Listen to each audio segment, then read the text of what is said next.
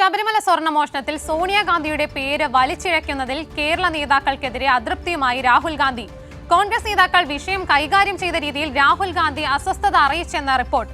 ധാർമ്മികതയില്ലാതെ ഒരു വിഭാഗം കോൺഗ്രസുകാർ മുഖ്യമന്ത്രിയുടെ ചിത്രം മോർഫ് ചെയ്ത് പ്രചരിപ്പിച്ചതിലും രാഹുലിന് അതൃപ്തി. ശബരിമല സ്വർണ്ണമോഷണ കേസിൽ അപക്വമായ നിലപാടുകൾ സ്വീകരിച്ച് സോണിയാഗാന്ധിയുടെ പേര് സജീവ ചർച്ചയായതോടെയാണ് രാഹുൽ ഗാന്ധി അതൃപ്തി പ്രകടമാക്കിയത്. മുഖ്യമന്ത്രി പിണറായി വിജയനും ഉണ്ണികൃഷ്ണൻ പൊറ്റിയുമായുള്ള വ്യാജ ചിത്രം പ്രചരിപ്പിച്ചതാണ് ഇടതുപക്ഷത്തെ സോണിയാഗാന്ധിയുടെ പേര് വിഷയത്തിൽ ഉയർത്തിക്കാട്ടാൻ പ്രകോപിപ്പിച്ചതെന്നും രാഹുൽ ഗാന്ധി വിമർശിച്ചു. ധാർമ്മികതയില്ലാതെ വ്യാജ ചിത്രം പ്രചരിപ്പിച്ചതോടെ ഉണ്ണികൃഷ്ണൻ പൊറ്റിയും സോണിയാഗാന്ധിയുമായുള്ള ചിത്രം കൂടുതൽ ചർച്ചകൾക്ക് വഴിവെച്ചു.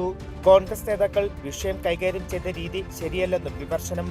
സോണിയാഗാന്ധിയുടെ പേര് വിഷയത്തിൽ വലിച്ചിഴയ്ക്കാൻ ഇടതുപക്ഷത്തിന് അവസരം ഒരു വിഭാഗം കോൺഗ്രസ് നേതാക്കൾ ഒരുക്കി നൽകി.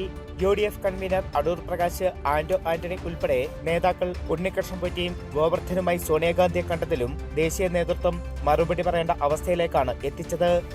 കൈരളി ന്യൂസ്, ദില്ലി.